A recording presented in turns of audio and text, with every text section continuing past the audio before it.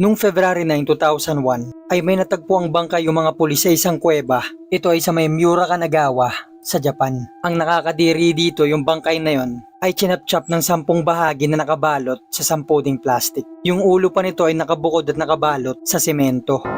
Napag-alaman ng mga pulis na yung bangkay na yon ay si Lucy Blackman na 8 buwan na nung na-report itong nawawala. Sa sobrang pagkabulok ng katawan nito ay hindi na malaman kung anong kinamatay niya. Pero isa lang ito sa mga karumal-dumal na krimen na nangyari sa Japan. At nahuli naman yung gumawa na si Joji Obara na nasintensya ang habang buhay na pagkakakulong. Ang nakakalungkot lang, ilang taon pa lang ang lumilipas ay may nangyari na naman na ganitong uri ng krimen.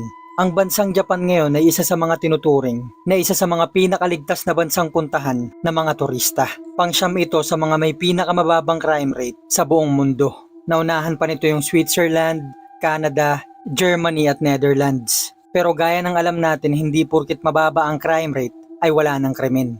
Ang nakakatakot lang dito sa bansang Japan, yung mga krimen na nangyayari dito ay siya pang mga pinakamalala at siya ring pinakamatunog sa mga balita.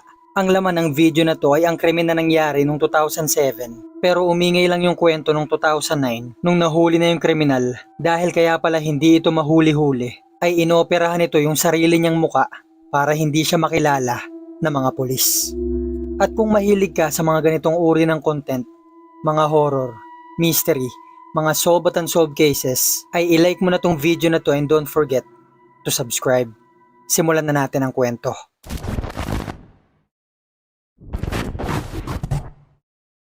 Noong 2006 ay gumraduate ng college si Lindsay Hawker sa University of Leeds sa England. Balak sana nung magulang niyang pag-aralin pa siya kung meron pa siyang kurso na gustong kunin. Pero may naisip si Lindsay na gusto niyang subukan at gawin sa buhay niya. Ito ay maging teacher at magturo ng English sa bansang Japan. Medyo malayo to sa bansa nila kaya sabi ng mga magulang niya kung yun talaga yung gusto niyang gawin ay papayagan siya. Basta't araw-araw siya mag-a-update sa kanila tungkol sa araw-araw niya rin naman pamumuhay para masiguradong ligtas siya at para updated din sila sa mga nangyayari sa kanya. At nung parehong taon, noong October 2006 ay nagsimula na nga siya magturo sa Koiwa School na parte ng Nova Teaching Company sa Tokyo. Hindi naman siya mag-isa dito, meron siyang 2 kasamang babae na teacher at galing din sa England at nagdesisyon sila na magsama-sama na lang sa isang apartment para mas makatipid sila ng gastos. At sa Koiwa School na nga ay nakilala si Lindsay dahil sa galing at sipag nito magturo sa mga estudyante niya. Nire-respeto siya dito maging ng mga kapitbahay niya dahil sa gandang loob nito. Sa kabila ng malayo si Lindsay sa mga pamilya niya, sa mga kaibigan at boyfriend niya, ay araw-araw naman sila nagkakausap at nagkakamustahan gamit ang email at Skype na siyang pangunahing ginagamit nila noon. Ang isa sa tumatak kay Lindsay noon, nung pinaalalahanan siya ng ate niya na palagi siya mag-iingat kung sino nakakasama at nakakausap niya. Dahil yung mga taon na to ay sikat pa rin yung kwento ng babaeng galing din sa England na nagpunta sa Japan at nagtrabaho ito sa isang bar. At bigla na lang itong nawala noong taong 2000 at natagpuan yung katawan nito nung sumunod na taon sa isang kuweba at nakalibing ito sa ilalim ng bathtub. Pinagputol-putol yung katawan nito sa 10 piraso at yung ulo ay sinemento para hindi ito makilala. Medyo nakakatakot na paalala ito galing sa ate ni Lindsay pero ang sabi nito ay naninigurado lang siya para lalo itong mag-ingat. Hanggang sa isang araw, pauwi na si Lindsay noon galing sa trabaho. Nandun na siya kung saan nakaparada yung bike niya na siyang ginagamit niya pagpasok at pag-uwi. May lumapit sa kanyang isang lalaki at nagsabi ito na isa daw siya sa estudyante niya. Hindi naman agad naniwala si Lindsay dahil yung lalaki na to ay medyo may katandaan na at hindi mukhang estudyante. Kaya't inayos niya na yung bike niya at nagsimula magbike pa uwi. Pero yung lalaki na to ay hindi tumigil, nagsimula itong tumakbo at sinabayan siya sa pagbabike ng patakbo lang. At nagsasabi ito na hindi nga siya estudyante pero gusto niya siyang kunin bilang teacher. Gusto nitong kunin si Lindsay na personal teacher para daw turuan siya mag-English. Inoperan si Lindsay nito ng napakalaking halaga pero hindi talaga siya pumapayag. At ang nakakatakot dito, makalipas ang ilang beses na pagtanggi ni Lindsay, ay patuloy lang siyang sinusundan nito sa pagbabike niya. Kaya't nagmadali na siyang magbike hanggang sa nakarating siya sa apartment building nila. At pagdating niya dito sa kilabot ni Lindsay, nakita niya yung lalaki na to na sumusunod pa rin sa kanya ng patakbo. Maaaring maraming mayamot kay Lindsay dahil hinayaan lang nito na malaman ng lalaking sumusunod sa kanya kung saan siya nakatira. Tandaan natin na nangyari to noong 2007 at iba pa mag-isip yung mga tao nito. Ang nasa isip lang siguro ni Lindsay ay makauwi siya kaagad na para kung may gawin man tong lalaki makakahingi siya ng tulong sa mga kasama niya. At hanggang sa nakarating na nga si Lindsay sa pintuan ng apartment nila ay patuloy at sumunod pa rin itong lalaki. Dito ay patuloy niya pa rin pinipilit si Lindsay na pumayag na dahil kailangan niya daw na magtuturo sa kanya mag-English at nag-offer ito ng mas malaki pang halaga na doon ay nagsimula na magpaisip si Lindsay. Pero ang sabi niya dito sa lalaki ay pag-iisipan niya. Bago umalis ng lalaki ay nanghingi muna ng tubig dahil nauhaw daw siya sa pagsunod sa kanya. Siguro si Lindsay ay komportable na dahil nandun na siya sa apartment building nila kung saan naroon yung dalawa niyang kasama ay hinayaan niyang pumasok tong lalaki sa apartment na kung saan binigyan niya to ng tubig. Nagulat yung dalawang babaeng ka-roommate ni Lindsay dahil may kasama itong lalaki at dito binanggit niya nanghihingi lang to ng tubig at kinukuha siya nito na personal teacher at nag-offer nga ito ng malaking halaga. Sinabihan niya tong lalaki bago umalis na pag-iisipan niya na kung papayag ba siya dahil meron nga siyang full-time na trabaho sa isang eskwelahan. Nakrepihan si Lindsay sa lalaki na to dahil bago ito umalis ay nag-iwan ito ng papel sa kanya kung saan nakadrawing yung mukha niya, yung mukha ni Lindsay at nakasulat dito yung impormasyon ng lalaki, pangalan, contact number, pati email address nito. At yung pangalan ng lalaki na yon ay Tatsuya Ichihashi. Dito ay pinag-isipan ni Lindsay kung kukunin niya ba yon dahil medyo malaki yung offer na binigay sa kanya. Bukod dito, part-time lang naman at magagamit niya to dahil nag-iipon din siya at may balak sila ng boyfriend niya na pagkatapos ng school year na yon ay magta-travel sila sa iba't ibang bansa. Pagkatapos ay babalik na siya sa England para kumuha ng master's degree. Kinuwento niya to sa pamilya niya, sa boyfriend niya, na meron nga daw lalaking sumunod sa kanya hanggang dun sa apartment niya at kinukuha siya nitong teacher. Kinukonsidera niyang kunin yung offer na yon para makaipon din. At ang sabi naman sa kanya ng mga to pati ng mga kaibigan niya, okay lang naman dahil malaki yung may tutulong sa kanya nito pero iset nila yung English lesson na yon sa pampublikong lugar. Gaya na lamang ng mga coffee shops. So kinontak niya to si Ichihashi, sinendan niya ng email na kung pwede sa coffee shop niya to tuturuan. Pumayag naman to kaagad. Pagkatapos ay humingi naman ng approval si Lindsay sa Nova School na kung pwede ba siyang kumuha ng part-time job na pinayagan din naman siya nito basta't hindi ito makakasagabal sa pagtatrabaho niya sa kanila. At makalipas na nga ang ilang araw, so nung March 20, 2007, yun yung araw na sinundan ni Ichihashi si Lindsay sa apartment niya. Makalipas ang 4 na araw nung March 24, ay napagdesisyonan na nga nila magkita sa isang coffee shop para sa English lesson na yon. May CCTV sa coffee shop na yon. Dito ay nakita si Lindsay at si Ichihashi na magkasama at mukhang naging okay naman yung pagtuturo niya dito. Pero matapos ng pag-aaral nila, ang sabi ni Ichihashi ay yung wallet niya daw ay naiwan niya sa apartment niya. Kung okay lang daw, hindi niya naman kailangan pumasok doon sa apartment niya, mag-taxi lang sila papunta dito at doon na siya magbabayad. Nakakagulat naman, pumayag si Lindsay. Sumakay na nga sila ng taxi papunta sa apartment ni Tatsuya. Bumaba si Tatsuya pati si Lindsay at nagsabi pa to si Lindsay dun sa taxi driver na wag muna umalis dahil babalik din daw siya kaagad, may kukunin lang siya. Para sa kanya na lang din daw siya sumakay pa uwi. Nagantay itong taxi driver pero makalipas ang 7 minuto nung hindi pa lumalabas si Lindsay ay umalis na rin siya kaagad. At yung taxi driver na yon ay yung taong huling nakakita kay Lindsay bago nito sapitin yung kalunos-lunos na sinapit niya sa kamay ni Tatsuya Ichihashi. Si Tatsuya ay 28 years old nung nagkita sila ni Lindsay. Wala siyang trabaho at umaasa lang sa tulong ng mga magulang niya. Yung tatay niya ay isang professional na doktor at yung mama niya naman ay isang professional dentist na silang sumusustento sa kanya sa araw-araw niyang pamumuhay. Si Tatsuya ay may criminal record sa mga pulis na robbery at sexual assault pero hindi siya nakulong sa mga to dahil yung tatay niya nga na doktor o brain surgeon ay nagbayad na lang ito ng 1 million yen para sa mga naperwisyo ni Ichihashi. At dahil dito ay hindi na nga nila ito kinasuhan. Nakapagtapos naman ng pag-aaral itong si Tatsuya pero dahil siguro sa mayaman namang sila at malaki ang sahod ng mga magulang niya ay hindi na siya naghanap ng trabaho. Si Tatsuya ay nakatira sa isang apartment sa Ichikawa, sa Chiba, Japan. Kilala siya bilang tahimik at palaging mag-isa at mahilig itong pumunta sa gym. Nung kinagabihan ng March 24, araw na pumunta si Lindsay sa apartment ni Tatsuya, ay napansin ito ng mga roommate niya na hindi pa pala ito umuwi. Hanggang sa naghating gabi na ay wala pa rin itong pasabi, tinawag na nila ito sa mga pulis. Pero matapos nilang ibigay yung edad nito ni Lindsay, sabi ng mga pulis bakit itinatawag ka agad? Wala pa naman palang 2 araw itong nawawala. Baka may pinuntahan lang, nakipag-date, o kaya naman nag-relax kung saan. Palipasin muna yung ilang araw, sabay sila tumawag ulit. At hanggang sa lumipas na nga yung ilang araw, lumipas yung March 25 linggo, at hanggang dumating na nga nung March 26 nung Lunes, ay nireport ng Nova Company na hindi nakapasok itong si Lindsay sa klase na dapat niyang pasukan.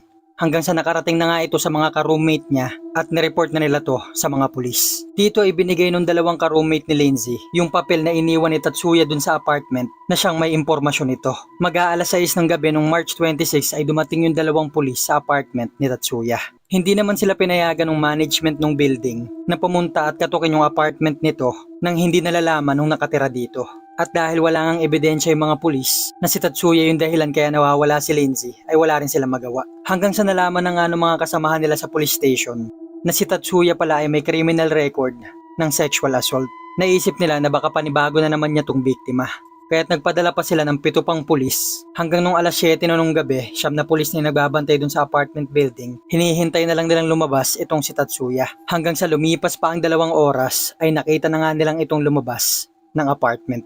Nung papalapit na sila dito ay tumakbo ito at sa kabila ng 9 na pulis yung nakapaligid dun sa building ay nagawa pa rin makatakas ni Tatsuya. Yung ilan sa mga pulis na to ay pumasok sa apartment niya. Dito ay nakakita sila ng mga gamit ng babaeng nakakalat sa apartment. Pero ang isa sa mga pinagtataka nila ay nakita nila yung bathtub ng apartment na yon ay nasa balcony na. Dito ay chinek nila yung bathtub na yon kung saan nila natagpuan yung kalunos-lunos na sinapit ni Lindsay. Yung bathtub ay punong-puno ng buhangin at lupa at nakalibing sa ilalim nito yung bangkay ni Lindsay. Nakatakip yung bibig nito gamit ang tela at plastic. Nakahubot-hubad. Nangangamoy na yung katawan nito, punong-puno ng sugat yung katawan at kalbo na rin yung ulo dahil ginupit ito ni Tatsuya. May mga chemical din yung lupa at buhangin na ginamit ni Tatsuya na mukhang balak nitong bulukin yung katawan ni Lindsay sa bathtub na yon. Nabalita ito sa buong Japan maging sa mga kalapit na bansa, lalong-lalo na sa England. Pumunta na rin yung pamilya ni Lindsay sa Japan pero lumipas na ang ilang araw ay wala pa rin nagiging balita kung saan na kaya nagpunta si Tatsuya. Yung bangkay ni Lindsay ay biniyahe papuntang England kung saan siya binurol at nilibing. Buong bansa nila ay nakikiramay sa kalunos-lunos na sinapit ni Lindsay Hawker. Kasabay naman ito yung pressure sa mga pulis sa Japan na hanapin yung kriminal. Lumipas na ang ilang buwan ay wala pa rin nagiging balita. Ang spekulasyon ng mga pulis at ng media ay nagpakamatay ito. Pero isang araw ay nakareceive yung tatay ni Ichihashi pero pagkatapos niyang sagutin yung tawag ay namatay din agad na pinaniniwalaan nila na si Tatsuya ito. Kaya naman yung spekulasyon na nagpakamatay ito ay nawala. Hanggang sa lumipas na ang isang taon ay wala pa rin nagiging balita kung saan ito nagpunta. Basta't bigla na lang itong nawala na parang bula. Hanggang noong 2008 ay nakareceive ng tip yung mga pulis na may nakakita daw kay Tatsuya sa Red Light District. Isa itong lugar kung saan maraming restaurants, nightclubs, hotel. Ito ay sa Shinjuku, Tokyo, Japan. Pero makalipas ang ilang buwan na paghahanap ay hindi naman nila ito nakita. Ang inisip naman ng mga pulis baka nagpapanggap itong ibang tao o babae kaya't nag-release pa sila ng mga picture na pwedeng maging itsura ni Tatsuya. At nung sumunod na taon, noong January 2009, ay may article na nilabas galing sa Japan Today na si Tatsuya Ichihashi daw ay bumiyahe na papuntang Pilipinas at dito na naninirahan. Pero dahil wala ding sapat na ebidensya ay hindi ito pinansin ng mga pulis. Ang kaso na to ay ang isa sa mga pinakamalalaking manhunt sa bansang Japan na ang pabuya nito mula 1 million yen ay tinaas nila ng 10 million yen kung sino man makapagtuturo kung nasaan si Tatsuya na magdudulot sa pagkakahuli dito. Mula nito ay maraming mga tip ang nakuha ang mga pulis. Isa dito ang Osaka Construction Company na may empleyado daw sila ditong kamuka ni Tatsuya. May isa pang cosmetic surgery clinic sa Nagoya na tumawag sa mga pulis na meron daw silang pasyente dito na ang daming gustong ipabago sa muka at kamukha daw ito ni Tatsuya. Noong November 4, 2009 ay nirelease nila yung picture ng pasyente ng clinic na yon na hanggang noong November 10, 2009 ay may nareceive ulit na tawag yung mga pulis na may nakakita daw kay Tatsuya sa Osaka at pasakay ito ng barko papuntang Okinawa. Agad naman pumunta yung mga pulis dito at nahuli nila yung lalaking sinasabing kamuka ni Tatsuya. Pero hindi ito umaamin sa krimen na ibinibintang sa kanya hanggang sa tinakot na siyang ipapatong sa kanya ang death penalty. At dito ay inamin niya na kung ano talaga yun nangyari. Nung March 24, balak niya lang daw talagang gahasain at pagsamantalahan itong si Lindsay. Hindi ito pumapasok sa apartment niya, nagantay lang ito sa labas ng pintuan at sinabi niya dito na kukunin niya lang yung perang pambayad sa kanya. Pagbukas ni Tatsuya ng pinto ay sinuntok niya daw si Lindsay at pinilit niya itong papasukin sa apartment niya. Lumalaban daw ito at sigaw ng sigaw kaya't napilitan siya itong sakalin hanggang sa hindi na ito gumagalaw. Dito ay ginahasa niya si Lindsay at doon niya lang napagtanto na wala na pala tong buhay. At dahil hindi niya nga alam yung gagawin niya, ay kinuha niya nga yung bathtub, nilagay niya yung katawan nito, tinabunan niya to ng buhangin at lupa dahil hindi niya na daw alam yung gagawin niya. kung saan na ito natagpuan ng mga pulis. Kaya din daw siya nakapagtago sa mga pulis ay palipat-lipat daw siya ng lugar. Minsan pa ay napunta siya sa islang tinatawag na Oha, kung saan siya nagtago dito sa isa sa mga World War II bunker, kaya't hindi rin siya nakikita ng mga pulis. At nagtrabaho din siya sa Osaka Construction Company sa loob ng 14 na buwan na siyang ginagamit niya pang gasto sa araw-araw niyang buhay. Hindi siya nakilala ng mga katrabaho niya bilang Tatsuya dahil ginupit niya yung ilang parte ng bibig niya. Nagtanggal din siya ng nunal, binago niya itsura ng ilong niya, at dahil nahihirapan na siya itong gawin ay pumunta na siya sa clinic kung saan niya pinatapos yung mga ginagawa niya sa mukha niya. At yung clinic na nga na yun, yung nag-report sa mga pulis, na kung saan na nga ito humantong sa pagkakahuli sa kanya. Yung trial kay Tatsuya ay umabot hanggang 2011. Hinihiling ng pamilya ni Lindsay na ipatong kay Tatsuya yung pinakamataas na sentensya sa Japan, yung death penalty. Pero hindi ito napagbigyan ng bansang Japan dahil hindi sila nagpapato ng death penalty kung isa lang ang biktima ng pumatay. Kaya naman nasintensyahan na lang siya ng habang buhay na pagkakakulong. At hanggang ngayon ay nakakulong pa rin siya sa Nagano Prison. Ito yung itsura ni Tatsuya noong 2007 nung ginawa niya yung krimen. At ito naman yung itsura niya noong 2009, mahigit 2 taon matapos niyang gawin yung krimen. Kitang-kita nyo yung layo ng itsura niya sa 2 picture. Ang nakakalungkot lang dito ay iilan pa lang to sa mga karumal-dumal na krimen na nangyari sa bansang Japan.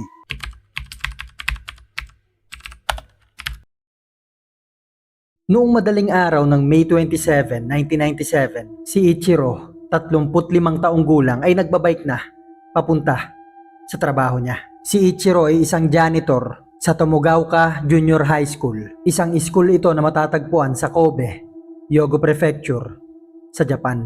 Isang normal na araw lang sana yon para kay Ichiro. Papasok sa trabaho at uuwi. Walang espesyal na gagawin kagaya ng araw-araw niyang ginagawa.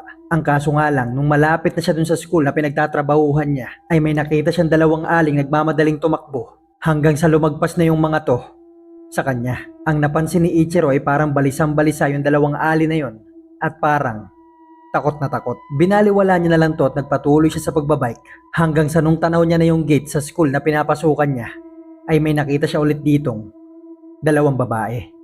Nakatitig yung 2 babae na to sa harap ng gate ng school. At nung malapit na siya dito, nung naaninag niya yung mukha ng 2 babae na to, ay nagsimula siyang kilabutan dahil umiiyak yung mga to at takot na takot. Kaya't ang ginawa ni Ichiro ay nilingon niya yung ulo niya kung saan tumitingin yung 2 babae na to at doon ay hindi siya makagalaw dahil sigurado siya ng mga oras na yon ay pugot na ulo ng bata yung tinititigan nilang tatlo.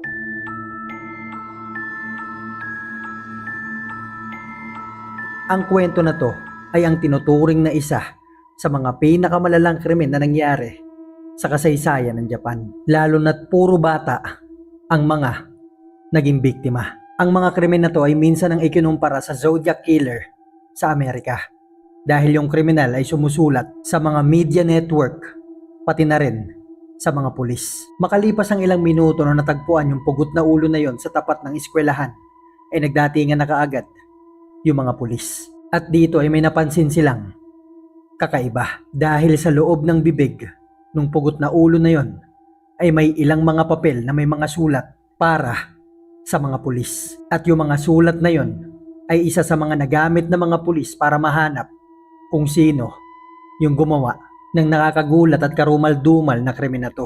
At nung nahanap na ng mga pulis kung sino ang gumawa nito, ay ikinagulat ito hindi lang ng mga estudyante, hindi lang ng mga taong nakatira sa Japan, kundi ng buong mundo, na siyang naging dahilan kaya binago ng Japan ang juvenile law nila makalipas ang ilang taon. Marami na siguro sa inyo ang hindi pa nakakarinig ng kwento na to, pero ngayon ay sasariwain natin ang nakakagulat na nangyari sa Japan noong 1997 na mas kilala sa tinatawag na Kobe Child Murders. At kung kagaya kitang mahilig makinig sa mga ganitong uri ng kwento, mga horror, mystery, mga solved and unsolved cases, ay ilike mo na tong video na to and don't forget to subscribe. Simulan na natin ang kwento.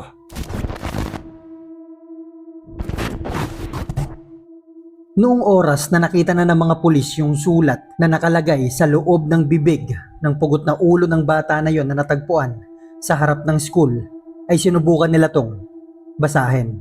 Ang ilan sa mga nakasulat dito ay, ngayon ay magsisimula ang laro na to. Subukan nyo kung hulihin, kayong mga estupidong pulis. Ang pagpatay ang nagbibigay sa akin ng kasiyahan.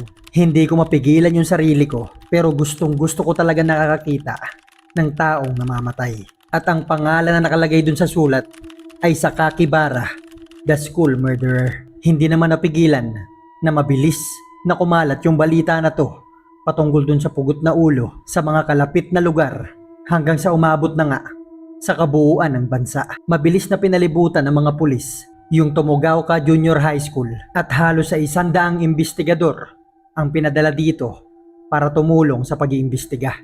Makalipas ang ilang oras ay natagpuan na yung katawan ng bata na walang ulo na hindi kalayuan sa Tomogaoka Junior High School. Kinabukasan, lahat ng mga newspaper sa Japan ay naging front page yung balita na to at ikinonekta ito sa ilang mga krimen na nangyari sa mga nakalipas na mga buwan. Dahil sa karumal-dumal na krimen na to, ay nagdulot ito ng matinding takot sa mga taong nakatira sa Kobe City, Hyogo Prefecture. Kanya-kanyang tanungan na kung sino kaya makakagawa ng ganitong uri ng krimen. Sa paglipas ng mga araw ay walang makuhang mga ebidensya yung mga pulis na kung sino kaya yung kriminal. Ayon sa mga eksperto, ang makakagawa daw ng ganitong uri ng krimen ay nasa 30 taong gulang at isang edukadong tao. Makalipas ang mahigit sa isang linggo, nung June 6, ay nakatanggap ng napakahabang sulat ang Shinbun, newspaper company ito sa Kobe. At dito ay sinabi dun sa sulat na siya daw ang pumatay at pumugot ng ulo doon sa bata. May 5 mga karakter na ginamit dun sa sulat. Ito ay mga alcohol, devil, rose, saint, at fight na ang katumbas ay Sakakibara Seito. Kagaya ng pangalan na nakalagay doon sa sulat na natagpuan sa bibig nung pugot na ulo. Idinagdag niya pa dito na wag daw uulitin yung pagkakamali sa pagbigkas ng pangalan niya dahil yung isang local TV broadcaster ay nabanggit yung pangalan niya na Onibara imbis na Sakakibara. Kaya't idinagdag niya na kapag naulit pa to ay papatay siya ng 3 bata linggo-linggo. Kaya naman simula nito ay naging maingat yung mga pulis maging yung mga TV broadcaster sa pagpapalabas patungkol dito. Idinagdag niya pa dun sa sulat na ang mga eskwelahan daw sa Japan ay parang factory ng mga taong kagaya niya na naiisip pumatay ng mga tao.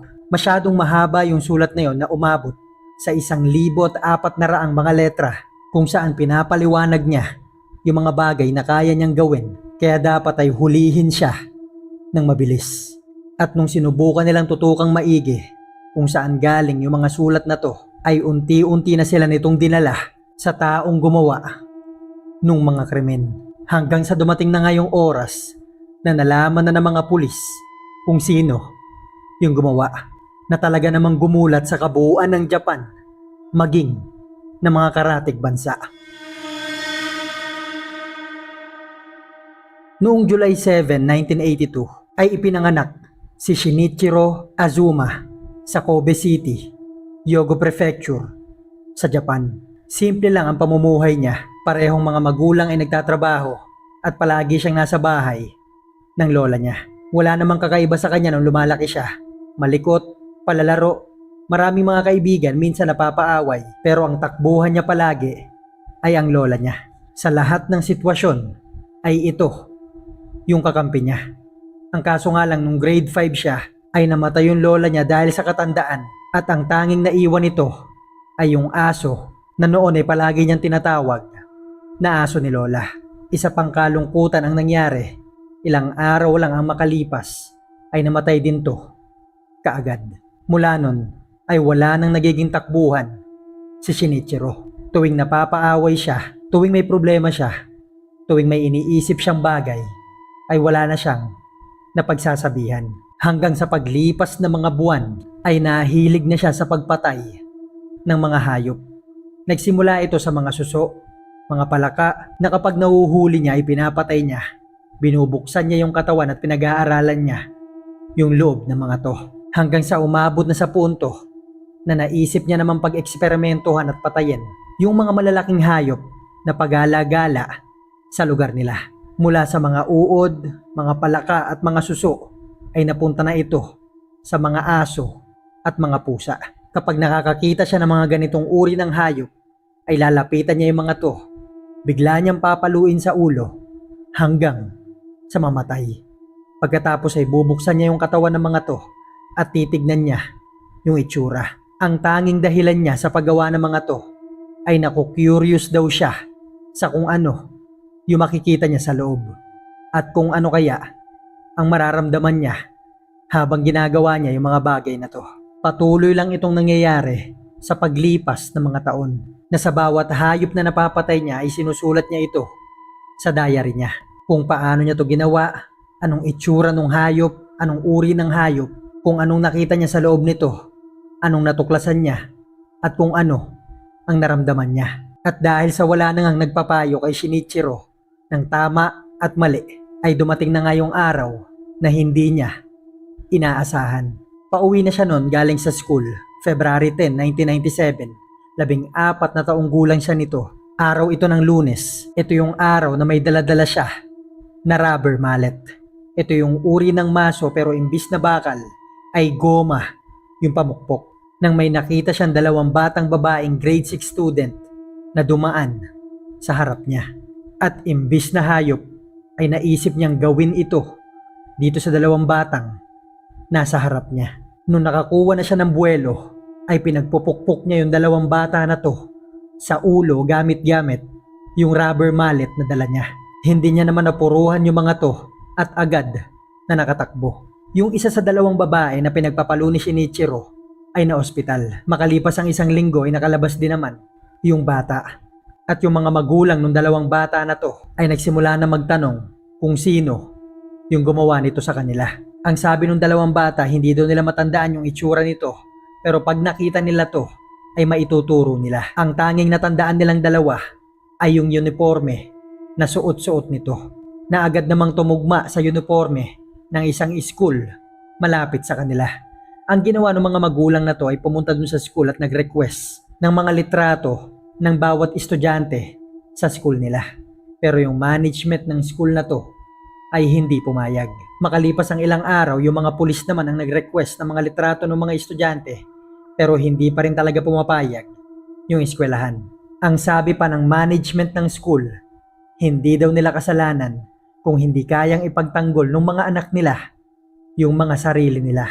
At yung school na yon noong 1997 ay siyang school na pinapasukan ni Shinichiro Azuma, na kung nakipag-cooperate lang sana yung management ng eskwelahan na to ay naiwasan pang mangyari yung mga karumal-dumal na krimen na mangyayari sa mga susunod na buwan.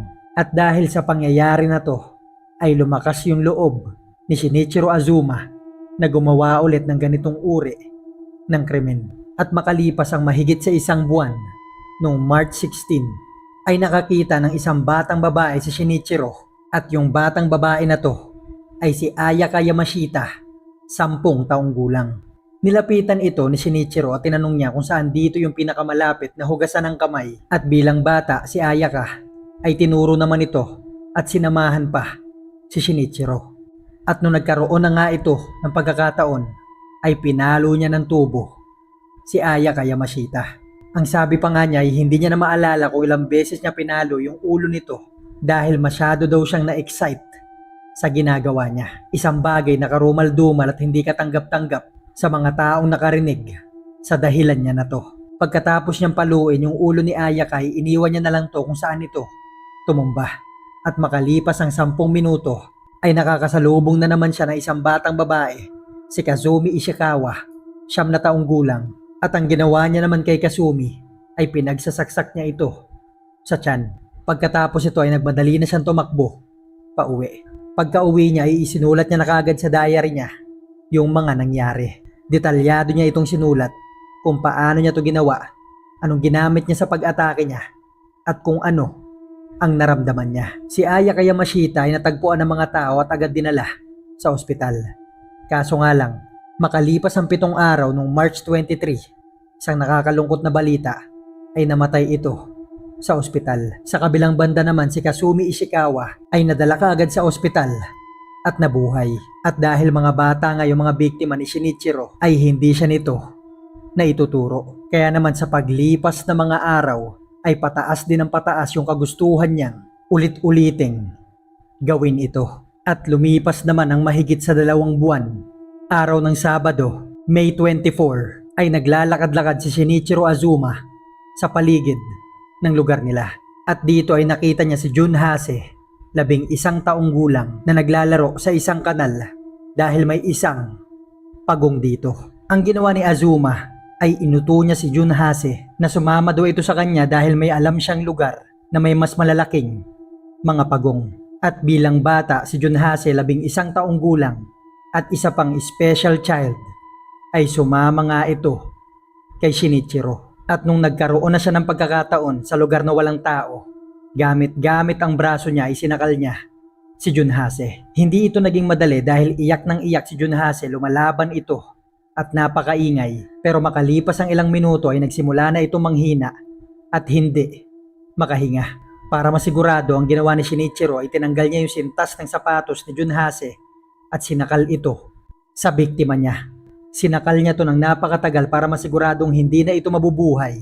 At nung nasigurado niyang wala na itong buhay, ay humiga siya sa dibdib nito. At dito ay naramdaman niya ngang hindi na ito humihinga. Pero may problema na ngayon si Shinichiro. Dahil meron na siya ngayong bangkay na kailangan niyang itago. Ang ginawa niya ay pumunta siya sa isang supermarket. Kumuha siya dito ng lagare at ng isang padlock. At nilagari niya yung padlock ng gate ng isang TV relay station. At dito niya itinago yung katawan ni Junhase. Pagkatapos nito, umuwi na si Shinichiro. Nakasalubong niya pa sa daan yung mga kaibigan niya. Nakipaglaro at nakipagkwentuhan pa siya sa mga to na parang wala siyang ginawang krimen. Nung gabi, nung araw na yun ay nai-report na ngang nawawala si Junhase. Kinabukasan ng hapon, May 25, ay bumalik siya sa lugar kung saan niya tinago yung katawan ng biktima niya. At gamit-gamit yung lagaring pinanglagari niya sa padlock nung property na yun, ay nilagari niya yung leeg ni Junhase hanggang sa maputol yung ulo nito. Sinugatan niya pa yung mukha nito, pati yung mata. Sinubukan niyang tanggalin yung dila pero hindi niya na mabuka yung bibig nito. Iniwan niya yung katawan ni Hase sa gilid ng relay station at dinala niya yung ulo nito at tinabi niya malapit sa bahay nila. Nung sumunod na araw, May 26, ay inuwi niya yung ulo nito sa bahay nila. At dito ay nagsimula na siya mag-isip kung paano niya ito itatapon nang hindi siya nahuhuli. At doon niya na nga naisip na iwanan yung ulo nito sa harap ng Tomogaoka Junior High School para maisip ng mga pulis na nagtatrabaho dun sa school ang gumawa ng karumal-dumal na krimen na to. Dito niya na rin naisip na gumawa ng sulat at ipasok sa bibig ng pugot na ulo ni Junhase para makita ng mga pulis. Nung sumunod na araw, May 27, mga 2:00 ng madaling araw, gamit-gamit yung bike ng mama niya ay nagbisikleta siya papunta sa Tomogaoka Junior High School habang daladala niya yung pugot na ulo ni Junhase. Pagdating dito, sinikap niyang iangat yung ulo nito sa ibabaw ng gate. Ang kaso nga lang, nahulog ito sa harap ng school. Hindi niya na to ulit hinawakan at makalipas ang ilang oras ay nagdatingan na nga yung mga tao na nakakita doon sa ulo kasama dito si Ichiro na janitor ng school. At dito na nga nagsimulang pumutok yung balita. Ang isa sa mga ininterrogate ng mga pulis ay yung bantay ng TV relay station pero napakawalan din naman ito kaagad. May ilan pang mga ininterrogate yung mga pulis pero matibay yung mga alibay ng mga to. Hanggang sa natanggap na nga ng Shinbun Newspaper Company yung sulat ni Shinichiro na umabot sa 1,400 letters na siyang naging sanhi ng pagkakahuli sa kanya. At doon na nga nalaman ng mga pulis na yung tao sa likod ng Seito Sakakibarang pangalan na tumakot at gumawa ng mga karumal-dumal na krimen sa Kobe, sa Hyogo Prefecture, na noon ay inaakala nilang nasa 30 taong gulang na at isang napakatalinong tao ay isang 14 na taong gulang na bata lang pala na yun na nga si Shinichiro Azuma. Nung una tumanggi pa ito na hindi niya daw magagawa yung mga ganitong uri ng krimen. Pati yung magulang nito ay hindi naniniwala dahil yung anak daw nilang si Shinichiro ay pumapasok sa school at umuwi daw kaagad kaya malabong siya ang gumawa ng mga to. At nung sinabi na ng mga pulis na yung sulat mo sa diary mo at yung pagkakasulat ng mga sulat na natanggap namin ay parehas na parehas. Dito na umiyak si Shinichiro at inamin yung mga krimen na ginawa niya mula nung February hanggang nung May. Dahil underage si Shinichiro ay tinago yung pangalan niya pati yung mukha niya at pinangalanan siyang Boy A. Pero dahil sa mga journalist na galit dito ay inilabas yung tunay na pangalan nito pati yung picture niya, kaya ito kumalat. At dahil underage pa nga si Shinichiro ay inilagay siya sa Kanto Medical Juvenile Training School na kung saan ilang beses siyang napaaway at muntik makapatay. Yung mga magulang naman ni Ayaka Yamashita ay nakakuha ng settlement na 80 million yen bilang compensation sa nangyari sa anak nila.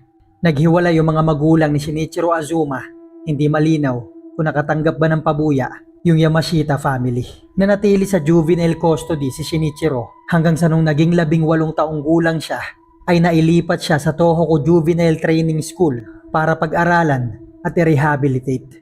At nung 2004, 21 taong gulang na siya ay napayagan na siyang makalaya. Maraming mga nagalit na tao dito, pero dahil binago yung pangalan ni Shinichiro, maging kung saan siya nakatira, ay hindi na ito nahabol ng mga tao. At hanggang noong 2015, 32 taon na nito si Shinichiro Azuma, ay naglabas siya ng libro bilang pagsisisi di umano sa mga krimen na ginawa niya. Pero ang ikinagulat ng mga tao, na ang laman pala ng libro na yon ay ang detalyadong mga bagay kung paano niya ginawa yung mga krimen niya, kung anong iniisip niya, anong nararamdaman niya habang ginagawa to, at detalyadong kwento kung paano niya pinutol yung ulo ni Junhase. Sinubukan pigilan ng pamilya ni Junhase na mailabas yung libro na to, pero inilabas pa rin ito ng Ota Publishing, isang publishing company na kilala na naglalabas ng mga ganitong karumal-dumal na mga libro. At nung nalaman na nga ng mga tao na detalyado yung laman ng libro na yon kung paano niya ginawa yung krimen, ay napakaraming mga tao ang bumili nito. Ilang araw pa lang ay naubos na ito at pumasok pa ito sa Japanese bestseller list ng taon. Bagay na ikinagulat, kinalungkot at ikinagalit ng mga taong nakarinig nito na nakatira sa labas ng bansa. Gumawa pa si Ichiro ng website na kung saan naglalabas siya ng mga litrato niya nakahubad-hubad, nagbibigay ng impormasyon patungkol dun sa krimen na pinagkaguluhan din at binayaran ng mga tao. Ang sabi ni Shinichiro ay mapupunta daw yung mga kinita niya sa mga pamilya ng mga nabiktima niya. Pero ilang taon na ang nakakalipas, walang natanggap yung mga to ni kahit magkano. Ang bali-balita ay ginamit ito ni Shinichiro, syempre para sa sarili niya. Sa paglipas ng mga taon ay ilang mga teorya ang lumutang. At ang isa sa mga pinakasumikat na teorya ay hindi talaga si Shinichiro Azuma ang gumawa ng mga krimen na to. Dahil ayon sa mga ebidensyang nakuha ng mga pulis mula dun sa mga biktima, ay mukhang kaliwete yung gumawa ng krimen. Malabong ito si Shinichiro dahil kananete siya. Bukod pa dyan, ang sabi ng mga pulis ay malinis daw yung pagkakaputol sa ulo ni Junhase. Kaya malabong lagari din yung ginamit sa pagputol dito. Bukod pa dyan, yung pader sa gate ng school na pinagpatungan ng ulo ni Junhase ay masyadong mataas at hindi ito abot ni Shinichiro Azuma. Kaya't malabong siya rin yung nagpatong ng ulo na yun sa taas bago ito nalaglag. Ang isa pa, yung mga sulat na natanggap ng mga pulis ay masyadong advance yung mga letra at mga salitang ginamit dito. Bukod pa dyan, yung mga papel ay walang fingerprint na ang ibig sabihin ay maingat itong sinulat nung pumatay. Pero yung mga bagay na yan ay nananatiling teorya lamang at hindi napapatunayan. At hanggang ngayon ang huling balita, mahigit 40 anyos na si Shinichiro Azuma ay patuloy pa rin itong namumuhay sa isang parte sa Japan gamit-gamit ang ibang pangalan.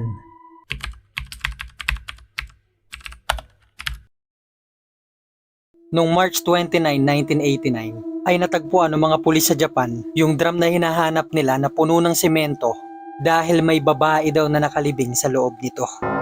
Nung una hindi pa naniniwala yung mga pulis, pero nung nilapitan nila yung drum na yun ay kinilabutan silang lahat dahil may nakita silang mahabang buhok sa ibabaw nito na mukhang nanggagaling nga talaga sa loob ng sementong nasa loob ng drum. Matigas na yung semento na yun kaya't inaabot sila ng ilang oras bago nila nalaman kung ano yung nasa loob nito. Dito ay natagpuan nila yung babaeng na-report na nawawala. Mahigit 4 na buwan na ang nakakalipas. Ang kwento na to ay tinuturing na isa sa mga pinakamalalang krimen na nangyari sa kasaysayan ng Japan na hanggang ngayon ay tinuturing na worst crime in human history. Dahil sa sobrang lala nung sinapit ng babae na to ay siya na mismo yung humiling na mamatay. Sinubukan pang itago ng Japanese court yung mga identity ng mga taong gumawa nito dun sa babae dahil minor de edad pa yung ilan sa mga to. Kaya tuwing may hearing ay tinatawag sila na suspect A, B, C, and D. Pero may isang reporter dun sa lugar na nag-imbestiga at naglabas ng pangalan ng bawat isa sa mga to. Pinakalat niya to sa buong bansa ng Japan sa kabila ng pwede siya makasuhan at matanggal sa trabaho dahil sa ginawa niya na yon. Pero ang banggit nito, hindi makatao yung ginawa nila. Sa gayon ay wala silang karapatan sa karapatang pantao.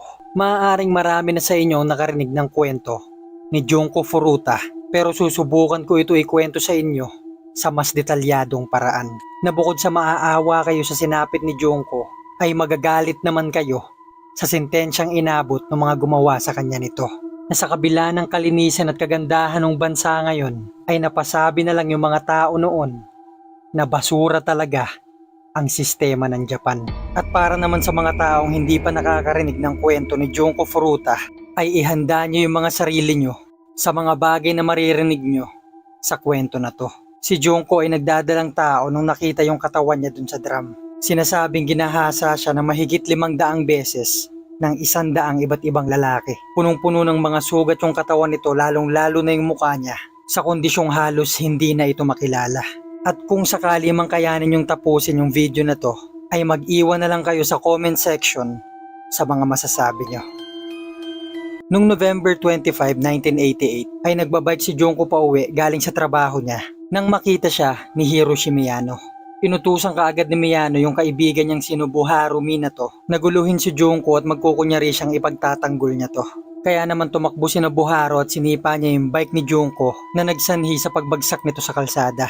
Agad naman tumakbo si Hiroshi Miyano at sinigawan niya at hinabol itong nanggugulo kay Junko kagaya ng plano nila. Pagkatapos ay tinulungan niya itong tumayo at inalok na ihahatid niya na daw ito sa bahay nila at baka balikan pa siya ng lalaking gumugulo sa kanya. Makalipas ang ilang minutong paglalakad ay nagkikwentuhan lang sila at nung nagkaroon ng pagkakataon si Miyano ay dinala niya si Junko sa abandonadong warehouse kung saan niya ito binugbog, tinakot at pinagsamantalahan. Si Hiroshi Miyano ay kilala sa eskwelahan nila bilang mayabang, bully at grupo ng isang malaking gang. Yung gang na kinabibilangan ni Miyano ay tinuturing na mababang uri ng Yakuza na isang malaking organisasyong sindikatong kinatatakutan sa Japan. Kaya naman lahat ng gustong gawin ni Miyano sa eskwelahan ay nagagawa niya.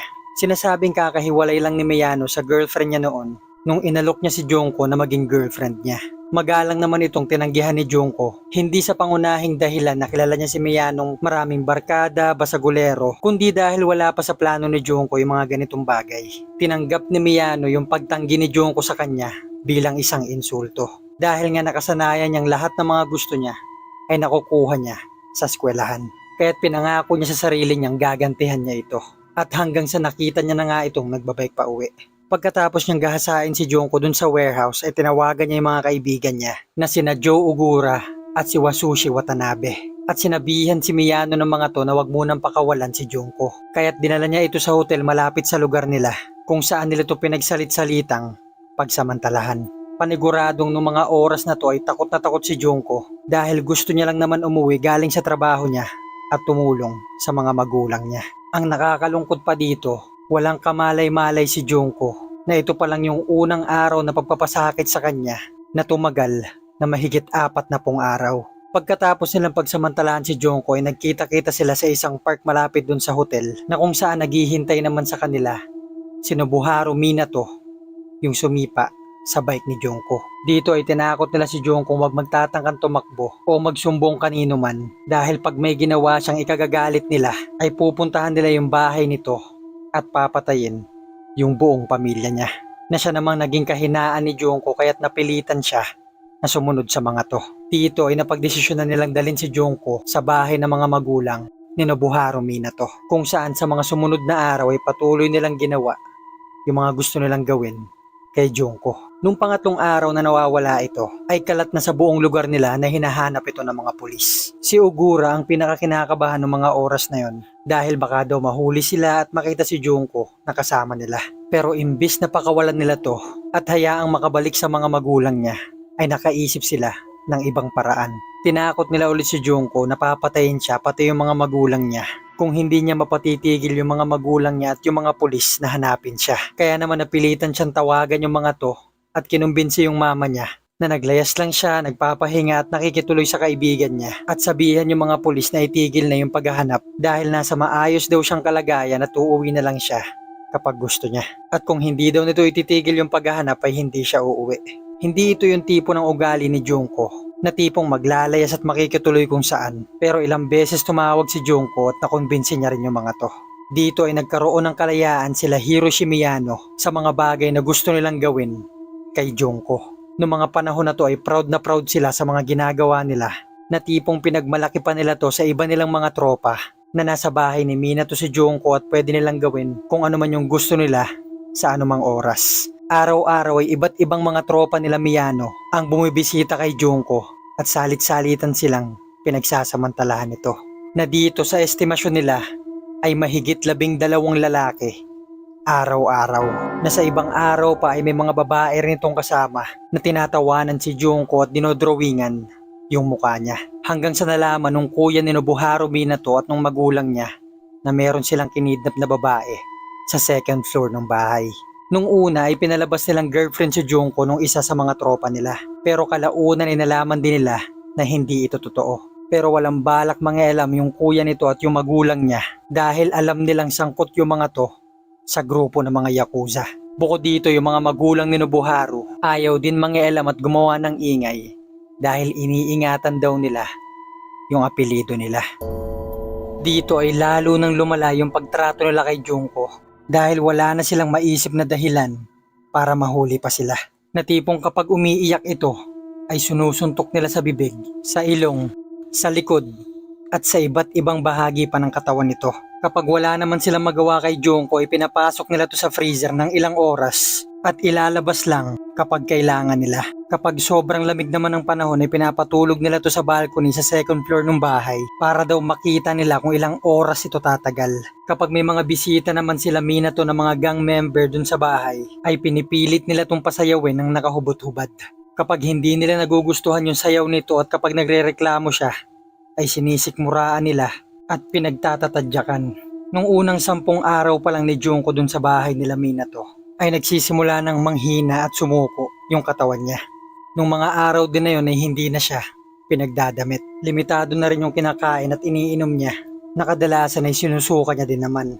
At dahil sa tuloy-tuloy na pambubugbog ay hindi na rin siya nakakahinga sa ilong dahil puno na ito ng mga tuyong dugo. Yung karanasan na to ni Junko ay sobra-sobra na para sa isang 17 years old na working student na walang ibang hangad kundi makapagtapos ng pag-aaral at makatulong sa magulang. Ang mas nakakaiyak at nakakalungkot dito ay ito pa lang yung unang 10 araw ni Junko sa kamay ng 4 na demonyo na to. Noong mga sumunod na araw ay nagsimula na sila magpasok ng kung ano-anong bagay sa maselang bahagi ni Junko. Nandyan yung ilang maiinit na pagkain, gunting, barbel, bote at iba't iba pang mga bagay na kung minsan ay pag natitripan nila ay sinusunog pa nila ng lighter yung masiselang bahagi ng katawan ni Junko. Mga bagay na hindi ko maisip na kayang gawin ng tao. Kung tutuusin, dito pa lang natapos na dapat yung paghihirap ni Junko. Dahil may isang lalaki na kasama sila Minato dun sa bahay at naikwento nito sa kuya niya kung ano yung nasaksihan niya na ginagawa nila Minato. Kinuwento niyang may babae daw yung mga tong kinidnap, ginagahasa nila, pinagtitripan, hindi pinagdadamit, hindi pinapakain. At sa tingin niya, doon na yun mamamatay. Nung narinig ito nung kuya niya, ay tumawag ito ng pulis. At sinumbong niya sa mga to, yung narinig niya sa kapatid niya. Nung una yung mga pulis na to ay hindi pa naniniwala. Dahil teenager lang yung tumatawag, baka nantitrip lang. Bukod pa dito, ay ayaw nito magpakilala. Dahil kilala niya yung mga grupo nila Minato, baka siya naman yung balikan. Pero nakumbinsi niya yung mga to na pumunta dun sa bahay at i-check para sila mismo yung makakita. Dahil alam niya sa sarili niyang hindi magbibiro yung kapatid niya ng ganon. Nagpadala sila ng 2 pulis doon sa address na sinasabi nung batang tumatawag. Na doon na rin nila nalaman na yung bahay pala na yon ay bahay ng isa sa pinakamayayaman dun sa lugar at nire-respeto.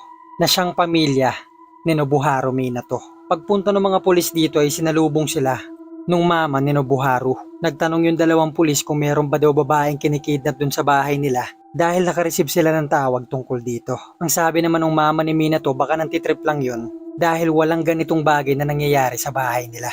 Ang nakakagalit naman sa mga pulis na to ay humingi lang ng pasensya sa nanay ni Nobuharu. Umalis nang hindi man lang nag-imbestiga o chinek man lang yung bahay. Na sila sanang inaasahan ni Jungkong magliligtas sa kanya.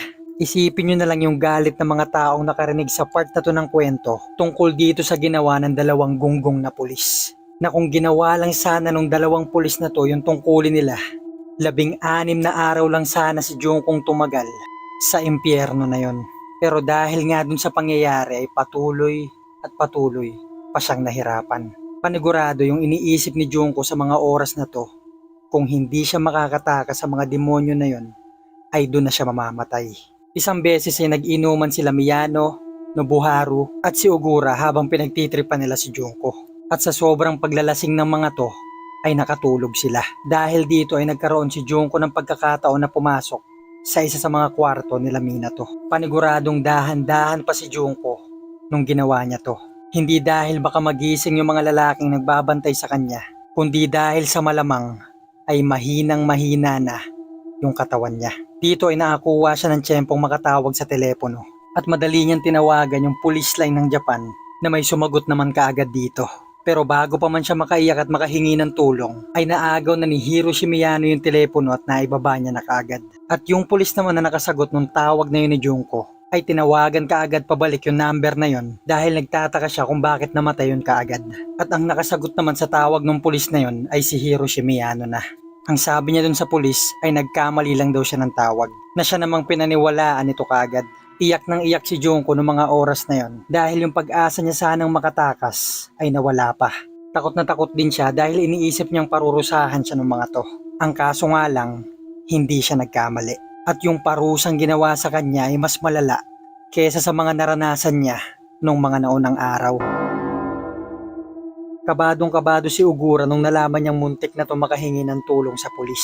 Kaya't ang naisip nila para di na to maulit, dapat hindi na makalakad si Junko. At pinakamasakit na paraan pa yung naisip nila. Binuhusan nila ng lighter fluid yung 2 paa ni Junko. Pagkatapos ay niliyaban nila to. Tumagal ito ng ilang minuto bago mamatay yung apoy. Pagkatapos ay nagsimulang manginig yung katawan nito. Inisip ng mga lalaki baka pinipeke niya lang. Kaya't binuhusan ulit nila yung katawan nito ng lighter fluid at niliyaban nila to ng isa pang beses. At yung mga kamay naman ni Junko ay binagsakan nila ng dumbbell na siyang bumasag sa mga buto niya sa kamay. Sa kabila ng mga bagay na tong ginawa sa kanya, ay nabuhay pa rin si Junko. Isang beses naman ay tinali at sinabit nila yung katawan nito at pinagsusuntok nila na parang punching bag. Nung mga araw na yun ay nakikiusap na si Junko na patayin na lang siya. Pero hindi binigay nila Miyano yung nag-iisang kahilingan nito.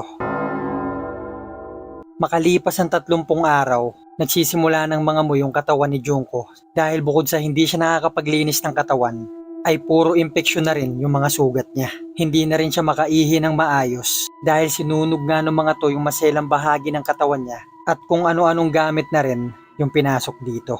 Isa na dito yung fireworks na dito na nila sinindihan, pati sa puwetan niya, gayon din sa tenga. At dahil dito ay nasira yung mga eardrum ni Junko at hindi na siya nakakarinig mula nun.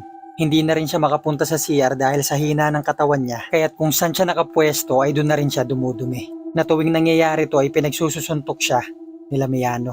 Sobrang payat na rin siya noong mga araw na yon at malayong malayo na yung itsura niya nung araw na kinidnap siya nung mga to. At yung amoy ng katawan niya ay nangangamoy bulok na nalaman.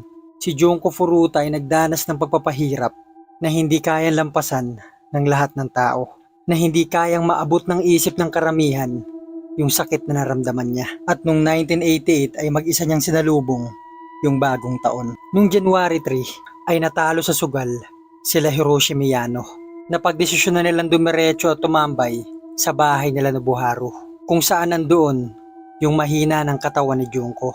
Nung araw na yon, nung January 3, ay pang 39 na araw na ni Junko sa bahay nila Nobuharu. At dito ay napagdesisyon na nilang ituon kay Junko yung galit at inis nila sa pagkatalo nila sa sugal na Mahjong. Naabutan nila si Junko natutulog pagdating nila dun sa bahay. Binuhusan nila ng lighter fluid yung buong katawan nito at pinaapoy din nila kaagad. Sinubukan pang gumalaw ni Junko para patayin yung apoy na yon, pero mahina na siya, hindi na rin siya makagalaw, kaya tiniis niya na lang yung sakit nito. Tuwing namamatay yung apoy ay binubuhusan ulit nila yung katawan nito ng lighter fluid at nililiyaban ng paulit-ulit. Nagsindi rin sila ng kandila at tinapat nila to sa mata ni Junko para dun patuluin. Ginawa nila to ng tuloy-tuloy sa loob ng 2 oras. Dahil mabaho at puro dugo na nga yung katawan ni Junko, ay binalot nila Miyano yung mga kamay nila para hindi daw madumihan. Sabay pinipilit nilang itayo at kausapin si Junko. Nung hindi ito sumasagot ay binabatukan pa nila. At nung naboring at wala na silang magawa ay nagsiuwi na sila sa kanilang mga bahay. Nung sumunod na araw nakareceive ng tawag si Nobuharu mula sa kuya niya. Dahil nakita doon ito si Junko at wala na itong buhay. Agad niyang tinawagan sila Ogura, Watanabe at yung leader nilang si Hiroshi Miyano at sabay-sabay silang pumunta sa bahay ni Nobuharu. At dito ay nakita at nakumpirma nga nila na patay na nga talaga si Junko Furuta. Ang nakakapagtaka pa dito sa grupo nila Hiroshi Miyano ay parang gulat na gulat pa silang namatay si Junko, na kung tutuusin sa unang 2 hanggang 3 linggo niya pa lang doon ay dapat ay patay na siya. Pero dahil siguro sa kagustuhan ni Junkong mabuhay ay tiniis niyang lahat ng mga naranasan niya, na paniguradong iniisip nito sa kung anong kaparaanan ay makakatakas siya. At nung araw na nga na namatay si Junko ay hindi alam nung 4 yung gagawin nila. Napasabi pa si Ogura na paniguradong death penalty o habang buhay na pagkakakulong yung sasapitin nila sa krimen na yun. Pero nakaisip sila ng paraan para makatakas dito. At ayun na nga, yung ilagay yung katawan ni Junko sa drum at punuin ito ng simento at itapon kung saan. Nagawa nila to ng sang-ayon sa plano nung walang nakakakita. Na kung iisipin ay malabo na makita yung drum, kung makita man ito ng pulis, hindi na malalaman na sila yung gumawa nito. Hindi na sana malalaman ng pamilya ni Junko kung ano nangyari sa anak nila kung hindi nagkamali ng sagot yung leader ng grupo na si Hiroshi Miyano nung ininterrogate siya ng mga pulis tungkol sa ibang krimen. Nung January 23, 1989 ay inaresto si Miyano at si Ogura dahil sa pangre-rape sa isang 19 years old nung December. Mga panahong nasa kanila pa si Junko Furuta. Ito yung mga araw na marami ng impeksyon at nangangamoy na yung katawan ni Junko, ay naghanap sila ng ibang babaeng bibiktimahin, kaparehas ng taktikang ginawa nila kay Junko noong November 25. At noong March 29, 1989 ay ininterrogate nila si Miyano at si Ogura sa magkabilang lugar. Ginawa to ng mga pulis dahil noong 1988 ay may pinatay na mag-ina. Gusto sana nilang alamin kung may kinalaman yung dalawa. Sa gulat ng mga pulis ay ibang sagot yung nakuha nila. Sinabi ng mga pulis kay Miyano dun sa kwarto na umamin na yung kaibigan nito tungkol dun sa pagpatay na ginawa nila. Ang ibig sabihin sana ng mga pulis yung pagpatay dun sa mag-ina. Pero ang naisip ni Hiroshi Miyano ay umamin na yung kaibigan niyang kabado na si Ogura tungkol dun sa pagpatay nila kay Junko Furuta. Tinuro na rin ito kung saan matatagpuan yung drum na pinaglagyan nila sa katawan nito. At nung parehong araw ay natagpuan nga nila ito sa isang bakanting lote. Dito rin nila nakita na nakalabas pa yung buhok ni Junko sa ibabaw ng drum. Hindi na makilala yung mukha nito nung nakuha ng mga pulis yung katawan nito dun sa simento. Kaya't kinailangan nilang i-match yung fingerprint nito at nakumpirma nga nila na ito nga yung babaeng na-report na nawawala 4 na buwan na ang nakakalipas. Agad pinatawag ng mga pulis yung magulang ni Junko Furuta. Nung narinig ito ng mama ni Junko ay nahimatay ito at dahil sa matinding galit at kalungkutan ay nabaliw siya. Ginawa yung autopsy kay Junko at isinalang na sa trial yung 4 kasama pa yung ibang mga kasamahan nila. At dito na nalaman ng mga pulis at ng mga tao sa Japan yung ilan pang mga bagay na ginawa nila kay Junko sa loob ng 40 araw na nasa kanila to. Yung mga unang bagay na binanggit ko na ginawa nila kay Junko ay yung mga bagay lang na kinuwento ng 4 sa mga pulis. Bukod pa dito yung nadiskubre nila sa trial at sa autopsy sa katawan ni Junko. Bukod sa ginahasa si Junko ng mahigit 500 beses ng halos 100 iba't ibang lalaki na ayon sa estimasyon ng mga pulis ay 12 beses siyang ginagahasa araw-araw. Sobrang payat nito at lumiit na rin yung utak niya at napag-alaman ng mga pulis na buntis pa siya. Pag walang magawa yung grupo nila Miyano ay pinapatakan nila ng kandila yung mata ni Junko pati yung mga sugat nito. Pinapalo rin nila ito ng iba't ibang bagay dun sa bahay nila Minato. Isa na dito yung golf club, barbell, at iba't ibang uri pa na matitigas na bagay. Minsan pa ipinapahiga nila si Junko at binabagsakan ng dumbbells yung iba't ibang bahagi ng katawan nito. Yung kilay at mata nito ay sunog na dahil sinusunog nila to gamit ang lighter, kandila, at sigarilyo. At ginagawa rin nila to sa masiselang bahagi ng pagkababae ni Junko. At sa loob nga ng maselang bahagi ng katawan niya ay may nakitang maliit na bote, basag na bumbilya, mga parte ng fireworks, at napakaraming mga sugat na rin sa loob nito. Nung narinig ito ng mga taong nasa loob ng korte, yung iba sa kanila ay lumabas, naiyak, nasuka, kasabay pa ng mga galit sa apat na pasimuno sa paggawa nito kay Junko. Yung dibdib naman ni Junko ay tadtad ng saksak ng karayom at may mga nakuha pang karayom mismo sa loob ng dibdib niya. At yung maselang bahagi ng kaliwang dibdib ni Junko ay ginupit nila Miyano. Underage silang lahat nung taon na yon, pero dahil sa sobrang lala nung krimen na ginawa nila ay tinuring sila sa trial ng legal age. Pero sa kabila ng mga to ay hindi nakasuhan ng murder yung apat. Ang kasong nabigay sa mga to ay causing bodily injury resulting in death, na hanggang ngayon ay kinagagalit ng mga taong nakakabasa at nakakarinig sa kwento na to. Sa bansang Japan kasi nung mga taon na to, kapag minor de edad yung nakagawa ng krimen o below 20 years old, ay nakafocus yung batas nila sa rehabilitation kesa pagpaparusa. Ang sentensyang nakuha ni Hiroshi Miyano ay 17 years at yung tatlo naman na si Joe Ogura, Wasushi Watanabe at si Nobuharu Minato ay 5 hanggang 7 taong pagkakakulong. Ito ay sobrang babang sentensya kumpara sa krimen na ginawa nila. Ang nakakagulat pa dito, yung grupo nila Miyano ay umaapila pa na masyado daw mahaba yung sentensya sa kanila. Sa kabilang banda naman ay maraming mga taong umaapila na masyadong mababa yung mga sentensya sa mga to. Kaya tinaasan at hinabaan yung mga taon na to. Kay Miyano mula 17 taon, ginawang 20 taon. Kay Ogura naman ay ginawang 10.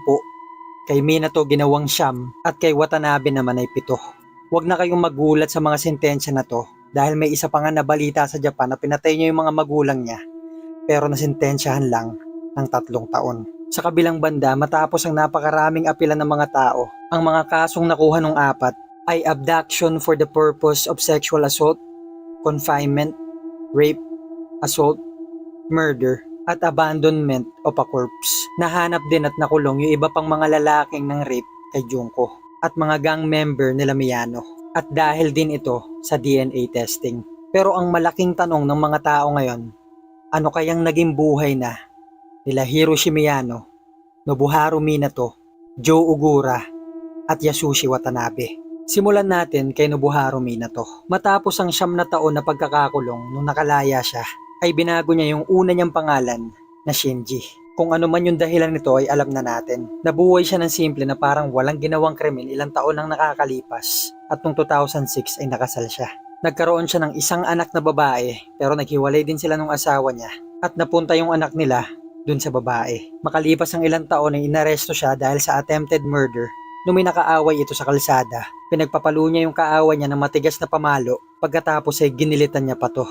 Nagsidatingan yung mga pulis at ambulansya na itakbo naman kaagad sa ospital yung biktima at nakatakas naman si Nobuharu. Nahuli din naman siya ng mga pulis kinalaunan pero itinanggi niya yung kasong attempted murder dahil gusto niya lang daw bugbugin yung tao at hindi patayin. Kung hindi ako nagkakamali hanggang ngayon gumugulong pa rin tong kaso. Si Joe Ogura naman makalipas ang 10 taon ay nakalaya na rin ito noong 1999. Binago niya rin yung pangalan niya na Joe Kamisaku. Yung tatay ni Ogura ay naghahanda ng malaking pera para ibigay sa pamilya ni Junko. Pero hindi na ito nangyari dahil pinilit makuha ni Ogura yung pera at ginamit niya sa sarili niya. Ang nakakagulat naman sa nanay nito ni Ogura ay sinisisi nito si Junko kung bakit daw nasira yung buhay ng anak niya. Si Ogura ay nagkaasawa at kinasal din pero naghiwalay din naman agad. Nabalik ulit siya sa kulungan noong 2004 ng ilang taon pagkatapos itong kidnapin, bugbugin, torturin at pahirapan yung lalaking sinasabi niyang umaagaw sa bago niyang girlfriend. Habang pinapahirapan niya yung lalaki na to ay sinasabi niya pa na dati na ako nakapatay at hindi ako natatakot na gawin yun ulit. At nakalaya naman ito noong 2009. At yung leader naman ng grupo na si Hiroshi Miyano, matapos ang 20 taon na pagkakakulong nung makalaya siya, ay bumalik din kaagad ito sa mga gawang iligal pero hindi naman siya nakulong matapos nito. At ngayon ay sinasabi nagtatrabaho ito sa isang local kickboxing gym sa lugar nila. Si Wasushi Watanabe naman, mula nung makalaya ito, ay wala nang naging balita sa kanya. Sa makatuwid, yung 4 na tao na tong gumawa ng karumal-dumal na krimen noong 1988 ay malaya at pagala-gala ngayon na anumang oras ay pwede nila itong gawing ulit. Ngayon ay gusto kong malaman yung masasabi nyo sa kwento na to, na kung sa tingin nyo ay nabigyan ba ng maayos na hustisya si Junko Furuta. Si Junko ay isang normal na estudyante lang naman noon. Kasama niya yung mga magulang niya at yung 2 niyang kapatid sa bahay, na tuwing umuwi siya galing sa trabaho ay sabay-sabay silang kumakain at pinapanood yung paborito nilang palabas. Si Junko ay masasabing isang mabuting anak. Hindi marangya yung pamumuhay nila kaya napilitan siyang pumasok sa isang malaking tindahan dun sa lugar nila para matulungan niya yung pamilya niya sa pag-aaral niya. Sa kabila ng maraming bisyo at mga barkadahan sa eskwelahan, si Junko ay hindi natuto maglakwatsa, mag-inom, manigarilyo o magparty. Dahil nga working student siya, wala siyang oras sa mga to. Maraming mga plano si Junko sa buhay. Sa totoo nga niyan, may malaking kumpanya dun sa lugar nila na hindi pa man siya nakakapagtapos ay kinausap niya na yung may mga posisyon dito na dun daw siya magtatrabaho kapag nakapagtapos siya. Hanggang bago matapos noong 1988 ay nag-iipon si Junko dahil may balak silang puntahan magkakaklase pagka-graduate nila. At hanggang noong November 25 nga, 1988, ay nakasalubong niya sila Hiroshi Miyano at Nobuharu Minato na silang nagpahirap at kumuha ng buhay ng isang mabuting anak, mabuting ate, mabuting kaibigan, at isang mabuting estudyanteng may mataas at magandang pangarap. Ito na yung lugar ngayon kung saan tinapon yung katawan ni Junko. At kung naaalala nyo pa yung 2 gunggong na pulis na pumunta sa bahay nila Nobuharu, natanggal sila sa trabaho matapos nito at nawalan na ng karapatang magtrabaho sa gobyerno. Isa lang ang masasabi ko sa kwento na to. Binigo ng bansang Japan si Junko Furuta.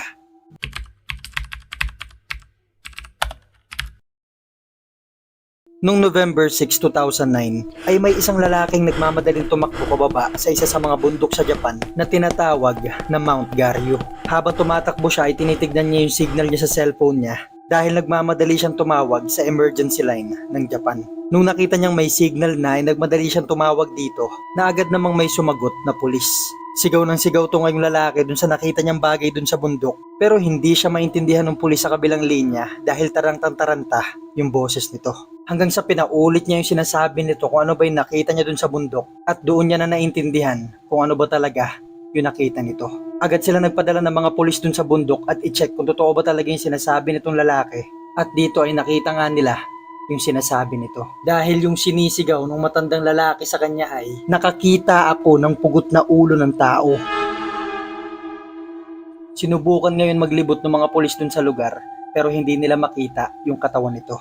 Ang kwento na to ay isa sa mga pinakamalalang krimen na nangyari sa bansang Japan. Ang video na to ngayon ay kwento rin ng isang working student sa Japan. Ang pinagkaiba lang ng kwento na to kay Junko Furuta ay sinasabing yung kaluluwa na mismo ng biktima yung naghigante para sa kanya. Ang mga Japanese ay may matinding paniniwala tungkol sa Shinto gods o mas tinatawag na kami. Sinasabing ang mga kami ay espiritu ng mga taong pumanaw na. Ang mga kami din ay ang sinasabi nagbabantay sa panahon, sa buwan, sa araw, maging tagapagbantay ng mga panalangin ng mga tao, lalong-lalo na ng mga kamag-anak nila. Kaya't matapos pumutok yung balita na to, ay napagdugtong-dugtong nila yung pangyayari at nasabi na lang nila na Shinto God sa may kagagawan kung ano man nangyari dun sa pumatay. Pero gaya ng alam natin, bawat bansa ay may iba-ibang paniniwala. Kung ang kwento na to ay kwento ng Shinto Gods para sa mga taga-Japan, isa naman ito nakakakilabot na kwento para sa mga Pilipino. の一部が見つかった事件、広島から捜索の最新情報の報告です。広島県北広島町の我流山の林道の入り口です。今日の捜索は午後5時で終了し、私の後ろに張られていた規制線も現在は解かれています。Noong October 27, 2009 ay nakatanggap ng tawag yung mag-asawang nakatira sa Kagawa, Japan tungkol sa anak nilang si Miyako Hiraoka. Ang tawag na yun ay mula sa manager ni Miyako dahil hindi daw ito pumasok sa trabaho at wala rin itong pasabi. Dito ay lalong nabahala yung mga magulang nito dahil halos isang buong araw na nila itong hindi nakakausap. Ang huling message sa kanila nito ay nung gabi pa bago yung araw na yon o gabi noong October 26. Ang huling sabi nito ay pauwi na daw siya sa dormitoryong tinutuluyan niya. Magme-message na lang siya ulit o tatawag pag uwi niya. Mula noon ay hindi na ulit nila ito makontak. Pagkatapos nila makausap yung manager ng anak nila ay agad silang tumawag sa University of Shimane na siyang pinapasukan ni Miyako. Nasa loob din ng campus ng university na yon matatagpuan yung dormitoryong inuuwian nito. Mula dito ay nakatanggap din sila ng nakababahalang balita na hindi daw ito umuwi kagabi o nung gabi nga noong October 26. Agad naman silang tumawag ng pulis sa Shimane. Ang nakakatuwa naman sa mga pulis dito ay agad silang umaksyon at nag-imbestiga kung saan kaya nagpunta o ano nangyari kay Miyako Hiraoka. Ang una nilang pinuntahan ay yung tindahan ng ice cream kung saan nagtatrabaho si Miyako. Dito ay nag-request sila ng mga CCTV footage ng mall na baka sakaling makita dito kung saan ito nagpunta. Noong October 26 ay nakita dito sa CCTV si Miyako 9:16 ng gabi nung pauwi na siya, kung saan niya kinuha yung basurahan ng tindahan dahil ito'y natoka sa kanya para itapon sa basurahan sa likod ng mall. At doon na nila huling nakita si Miyako. Hindi na malaman kung saan ito nagpunta o kung ano nangyari sa kanya dahil yung mga CCTV dun sa lugar, pati yung mga CCTV dadaanan niya pa uwi, ay hindi na siya ulit dito nakita.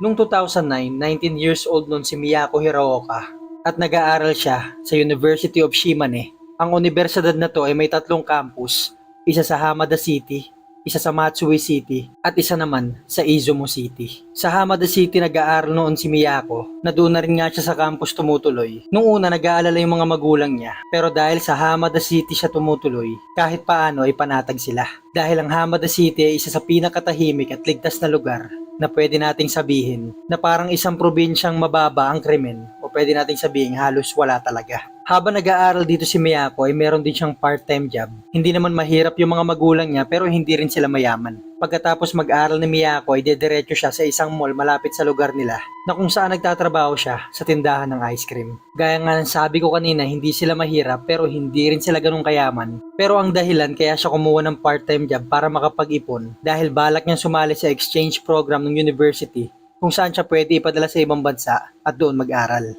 Kaya naman sinisipagan ni Miyako dun sa trabaho niya. Hindi siya uma-absent dito at hindi rin na-relate. At hanggang sa dumating na nga noong October 27, 2009 kung saan hindi pumasok si Miyako nang walang pasabi.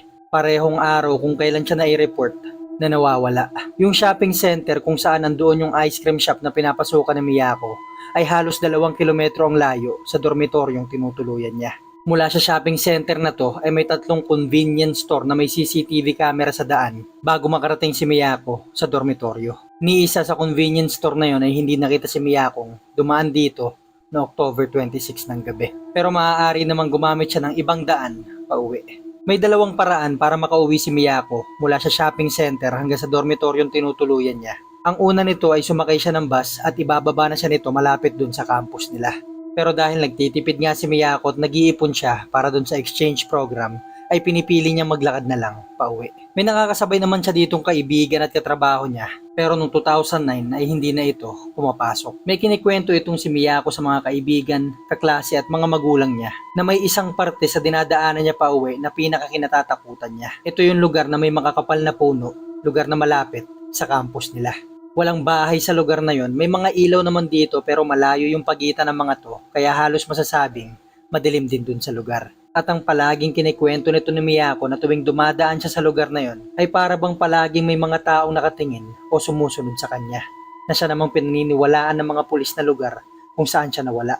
Napakaraming pulis noon na naghahanap sa Hamada City maging sa mga kalapit na lugar para malaman kung saan kaya napunta si Miyako. At nung mga panahon din na to ay balot na balot ng takot yung mga nakatira dun sa lugar. Dahil bihira talaga yung mga ganitong uri ng balita sa Shimane.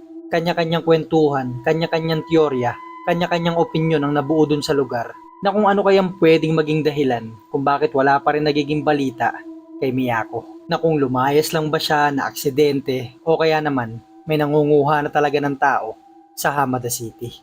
Mahigit 1 linggo na ang nakakalipas ay hindi pa rin malaman kung ano kaya nangyari dun sa bata. Kasabay naman ito yung pagtaas ng takot ng mga nakatira sa Shimane, lalong-lalo na yung mga estudyante dito. Pinababa na rin ng mga pulis yung oras ng curfew dun sa lugar na dating alas 12 ay binaba nila to ng alas 10 ng gabi. At hanggang sa dumating na nga yung araw ng November 6, 2009, nung may isang lalaking umakyat sa Mount Garyo para maghanap ng kabuti, nung may nakita siya ditong isang tumpok ng tuyong dahon sa pag-aakalang may malaking kabuti sa ilalim nito, at sa paghawi niya ng mga tuyong dahon na yon, dito siya nakakita ng pugot na ulo.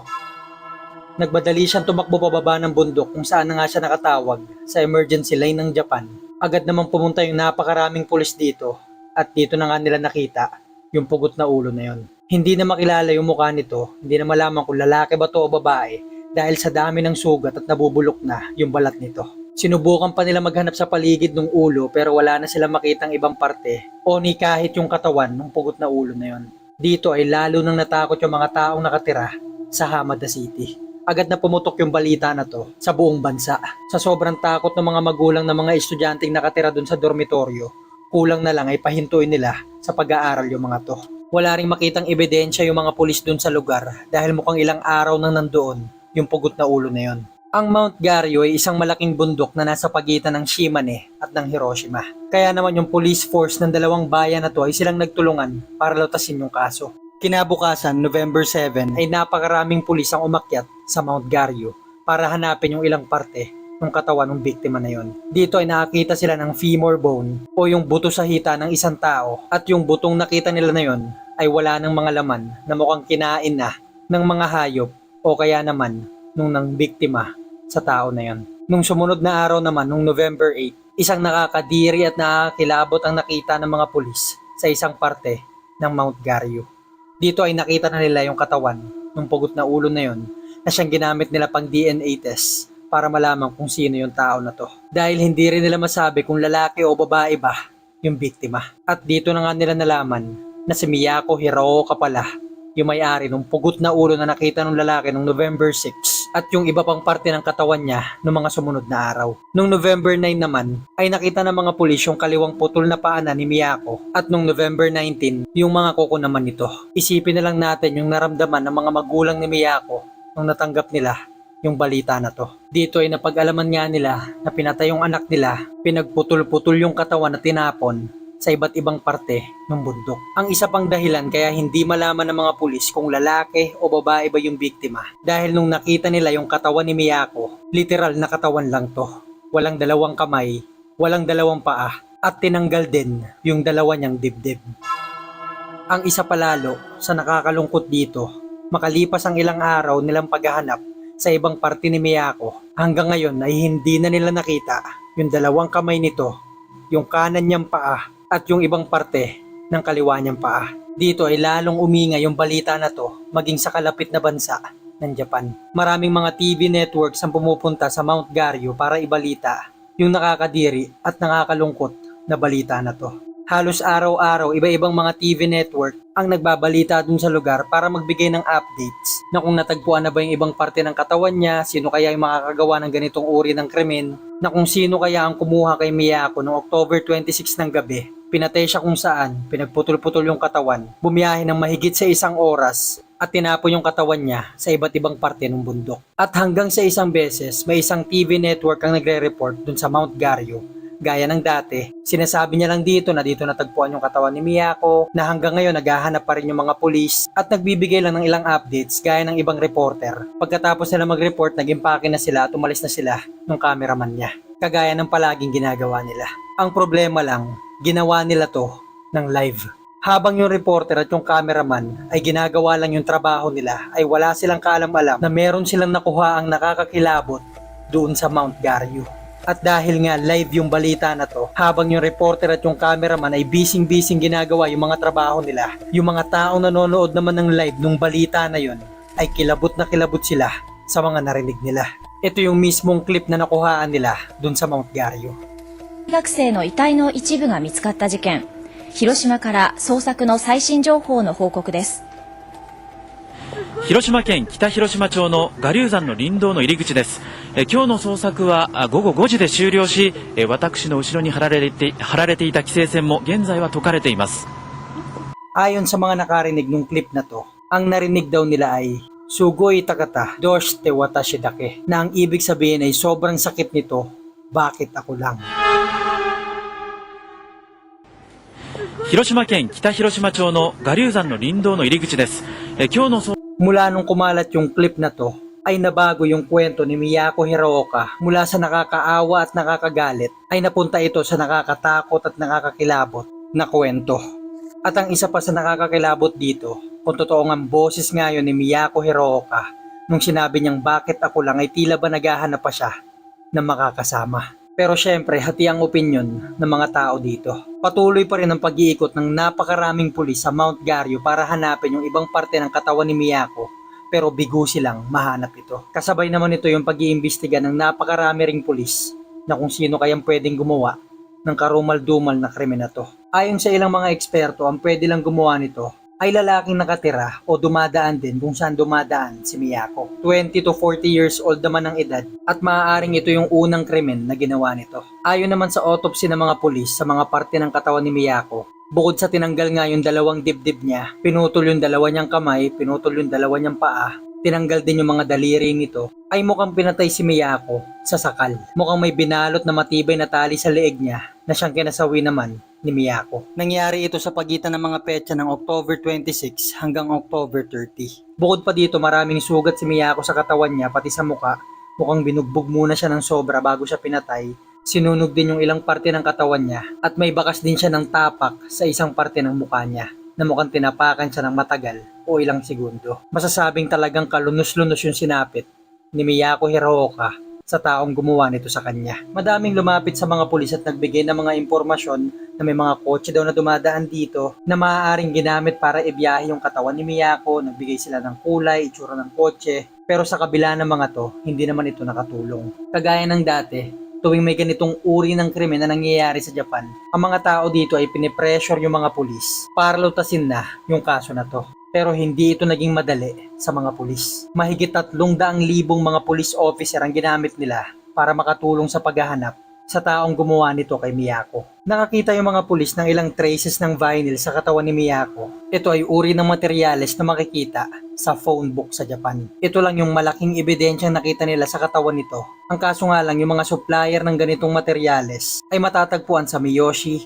Akitakata, at Higashi, Hiroshima, na kung iisa-isahin nila yung mga tindahan sa lugar na to, ay imposible pa rin makatulong ito sa investigasyon nila. Sa kabila ng napakaraming pulis na to at pabuya na 3 million yen, ay hindi pa rin nila mahanap-hanap yung taong gumawa nito kay Miyako. Yung isa sa mga kaibigan ni Miyako sa university ay paulit-ulit na tinanong ng mga pulis hanggang sa napilitan na lang itong mag-drop out sa university. Lumipas pa ang ilang mga taon ay halos nawala na ng pag-asa yung mga magulang ni Miyako na kung malalaman pa kaya nila kung sinong gumawa nito sa anak nila. At hanggang sa dumating na nga, noong 2016, 7 buong taon ang lumipas, may isang police officer noon ang nagre-review sa mga cold cases sa Japan. At dito ay nakita niya nga yung kaso ni Miyako Hiraoka. At dito niya rin nakita yung profile ng isang lalaking sex offender sa Tokyo na hindi naging suspect sa pagpatay kay Miyako dahil mahigit 800 kilometro yung layo kung saan ito nakulong. Si Yoshiharu Yano ay nakulong noong 2004 pagkatapos itong atakihin yung ilang babae sa Tokyo na halos ikamatay ng mga to. Pagkatapos niya makalaya ay bumalik siya sa lugar kung saan siya pinanganak at lumaki, sa lugar na tinatawag naman na Yamaguchi, Shimonoseki. Ang layo naman nito ay halos 300 kilometro mula sa Shimane. Hanggang sa nakapasok siya sa isang solar panel company bilang sales executive noong 2009. At dahil sa ganda ng performance niya ay nalipat naman siya sa Masuda City na malapit naman sa Shimane University.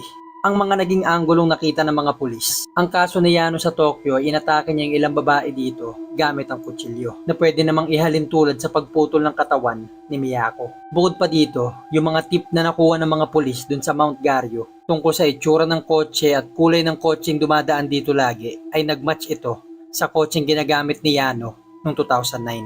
Bukod pa dito noong November 6, 2009 ay naka-leave si Yano sa trabaho niya ng 2 araw. Parehong araw kung kailan natagpuan yung ulo ni Miyako sa Mount Garyo. Kaya naman nag-request kaagad yung mga pulis na mapuntahan at ma-search yung bahay ni Yano sa Masuda City. Bahay na tinitiran niya noong 2009, parehong taon kung kailan pinatay si Miyako. Naaprubahan kaagad ito kaya nagpunta sila sa Masuda City at sinearch nga nila yung bahay nito.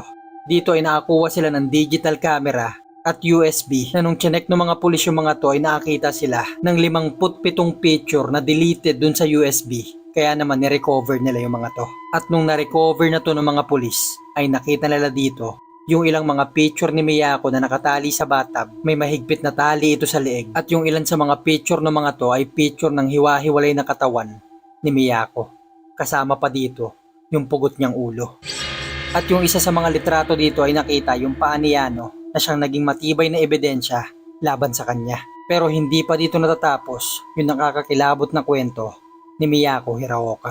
Dahil 2 araw matapos makita yung ulo ni Miyako noong November 6, 2009 ay may nangyaring nakakakilabot kay Yano. Noong November 8, 2009, 2 araw matapos makita nga yung ulo ni Miyako dun sa Mount Garyo, yung mga taong nagdadrive at bumabiyahe sa kahabaan ng Chogoku Expressway, halos 50 miles ang layo nito mula sa Shimane, ay tumawag yung mga driver na to sa emergency line ng Japan dahil may nasusunog daw na sasakyan sa kalagitnaan ng kalsada.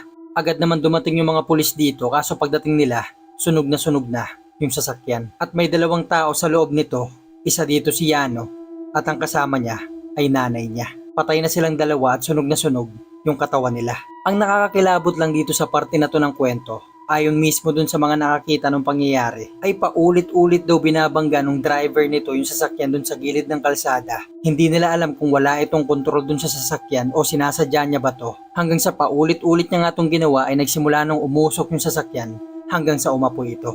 Ang pinagtataka ng mga witness ay hindi man lang daw nagtangkal lumabas yung driver nito pati yung kasama niya.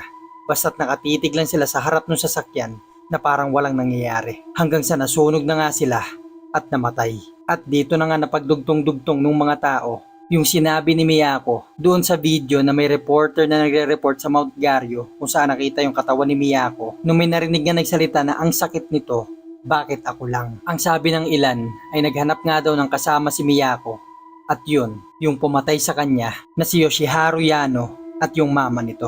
Pero syempre, hati ang opinyon ng mga tao tungkol sa mga ganitong uri ng kwento.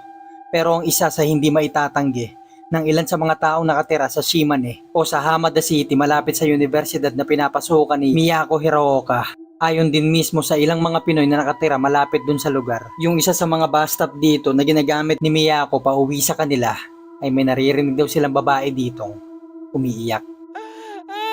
Na ang paniniwala nila, ito daw si Miyako. Yung pugot na ulo ni Miyako ay natagpuan sa Mount Garyo noong November 6, 2009. Eksaktong 15 taon mula nung na-upload yung video na to. Mag-iwan na lang kayo ng comment kung ano masasabi niyo sa kwento na to. Thank you for watching guys. Don't forget to like, comment, and subscribe. Magkita-kita na lang tayo sa susunod na kwento.